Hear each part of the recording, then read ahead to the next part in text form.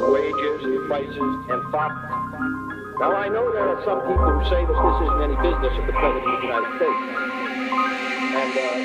Hi, welcome to our first episode. I'm Desiree, and this is Two Moms, One Mic. I'm joined with Nia, and today we're going to play a little game, not only for us to get to know each other a little better, but for you guys to get to know us a little better. It's called Let's Get Deep, so let's dive on in. All right, guys, let's dive on in. So the first one is, how would your parents describe you? Oh, my dad, he would probably describe me as argumentative, headstrong, very opinionated. My mom probably like outgoing, has a mind of her own, and literally does not like. I don't listen to anyone. Rebellious overall. I'm pretty rebellious. I'm pretty much the rebellion one in certain aspects of the kids. It's crazy because usually the youngest is not like that. It's usually the oldest, but right, I see it. All right, so the next one is, who was your role model growing up and why? It was my mom. I mean, my mom was a teen parent as well. She got basically pregnant at the same age and had her child at the same age as me. But I really loved like having that relationship with my mom because she made it important to kind of have that open relationship, I guess. Right. Like, because I'm the youngest and the only girl. So it would be nice to either go out with my mom or things like that. And I knew I could really go to her for anything. And then I also looked up to her in the aspect of wanting to be a teacher because I like kids as well. Right. But I was just like, that's not going to happen. Like, I don't know about y'all, but them kids, not it. Once you have your own, it's kind of different. You're like, okay, I love the other kids from a distance. Right? Child. Okay. What about you? I would say the person that I looked up to the most growing up would have to be my oldest sister. She's kind of rebellious and, headstrong, and I really admire that because me, as a kid, I was a little more shy and reserved and kind of scared to speak up, but like she kind of opened that door for me and she made me feel a lot more comfortable, speaking up for myself and advocating for myself. And also, she's just amazing all around. Sister, if you're watching this, I love you. Alrighty, so this one is a pretty deep question. Okay, it's a very long question. It says, if you were to die today with no chance to communicate with anyone, what would you most regret not having told someone, and why haven't you told them yet?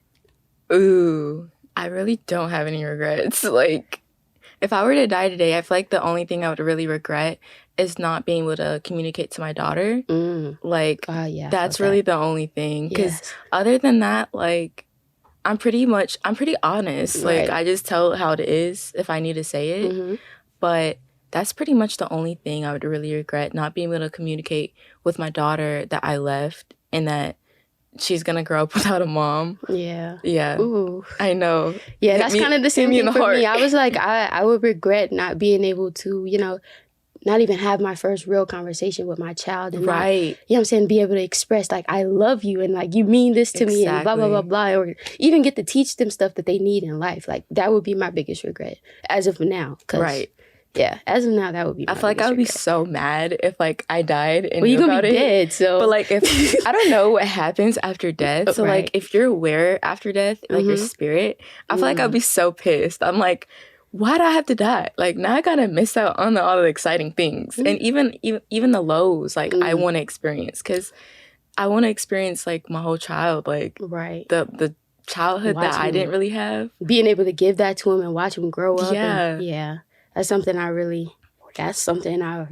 really regret and feel strongly about. Okay, so this one says, how would your 10-year-old self react to who you are today?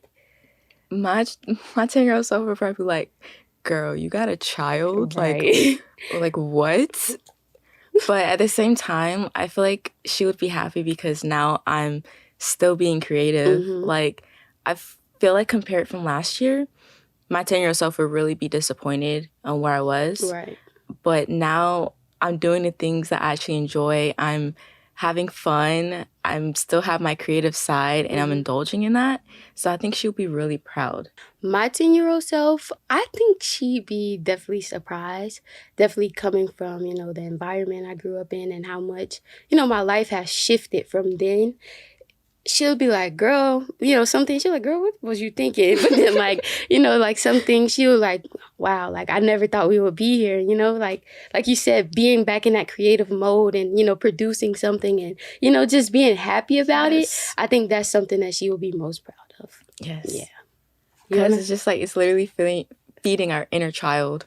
Like, yeah, that's literally, that's how it feels. It feels like that. Kind of healing that. Yeah. Yes. Do you consider yourself to be more emotional or logical? Honestly, I feel like I'm a mixture of two, but, as a woman, I feel like we're naturally, we lead with emotions. Mm-hmm. However, in any decision, like it doesn't matter how angry or upset or whatever the case may be, or how, in my feelings I am, I always lead with logic because mm-hmm. I want to see that I foresee the outcome of whatever I'm about to do before I do it, or whatever I'm about to say before I say it. So I would say I'm a more logical person, but you lead with emotions. I lead with emotions, but mm-hmm. I kind of let the logic, take over. Yeah, take over. No, I can relate to that because I feel like whenever I have to think about something, mm-hmm. or it's like something that I have to really think about, and even though I'm upset, right, I have to see it from both sides. Mm-hmm. Like I have to consider, okay, what if this happened? Or then I have to flip it and be like, okay, what about this? Right, what if I was in that position instead of this one? Yeah. Yeah, so I kind of see like from all perspectives, and I even try to take myself out my shoes, my mm-hmm. own shoes, and try to see it from a different person's perspective, mm-hmm. and kind of like dissociate from like what's going on. Right. And then I come back, I'm like, no, this is my decision. Mm-hmm. Yeah, that's pretty much how I agree. Okay, we're not answering that. Okay, yes, ask this one. What do you consider to be the difference between having sex and making love? I didn't know he was going there. My opinion, the difference between the two is having sex. I feel like you can have sex with literally anyone and it can be meaningless. And, it's just a quick little 1-2. But mm-hmm. I feel like making love is when you're, you know that person and you know that person's body and vice versa. And you guys aren't afraid to, let loose and do like... And explore. Yeah, and explore mm-hmm. and just be more open and more vulnerable. Yeah, like just, you know what I'm saying? Like, just more passionate things like looking you in the eyes or, just, stuff like that, like more touchy-feely stuff, like trying to get to learn the person's mm-hmm. body instead of just getting there and getting it done, like that. I think that's the big difference, like the passion and the vulnerability that you allow in the bedroom. That's what makes that difference. I feel like the big difference, too, is like the emotional awareness. Mm-hmm. Like, in order to make love, you have to be emotionally invested in that person. True. Because if you don't have that emotional, like, state, I guess, I feel like if you don't have that, you can kind of feel like, I guess not used, mm-hmm. but some people can feel that way. Right. Like, you just know it's a quick little 1-2 and not... Yeah, it's just like, kind of like, oh, here. Right. Not like, oh, I feel better. Like, because mm-hmm. sometimes after it, you could feel like kind of down. Yeah, like... You're kind of like exhausted. You kind of regret it a little bit too. Like, why did I do that? Why did I do that? Yeah. How have you changed over the past year and how? Mm-hmm. Okay, so... Your turn after this one. I believe I've changed in many different ways. I feel like I've become more self-aware, more confident, and more just nurturing as well because I have, I've been a mother. Mm-hmm. I became a mother recently. And I just feel like I just learned to advocate for myself a lot better. Internally, I learned to, stop trying to resonate with every negative thought and, just trying to just overall become a better person. Like, that's what I've been working towards, not only for me, but of course, I'm a mother now. I have somebody watching me. Right. So I have to be a lot more conscious of the, my actions and the things that I say and also my thoughts because, once you think certain things, it starts to make your reality around you. And starts you don't to want, snowball. Yeah, and you don't want your kid to, end up in that situation, that negative, stagnant energy. So no, I can completely relate. I feel like this year was really just I'm putting myself first for once. Yeah, exactly. I feel like from the previous years, I was really overgiving to things that did not serve me now. I agree, and haven't really served me for a while. So it's kind of just like breaking off those hard situations, but knowing that the outcome can be so much better. And I feel like I'm much more confident in myself, not only just physical-wise, but emotional-wise. Like, I'm aware of how I feel. I know what I'm going to say. I know what I'm thinking. And it makes me excited to do things now. Yeah. Like, just being in a positive energy, guys, like, it makes you excited to want to do things, to want to go out, to want to have fun. And also, as you said, becoming a mother, you're more nurturing. I've definitely noticed that since I've been outside of like those negative thoughts. Right.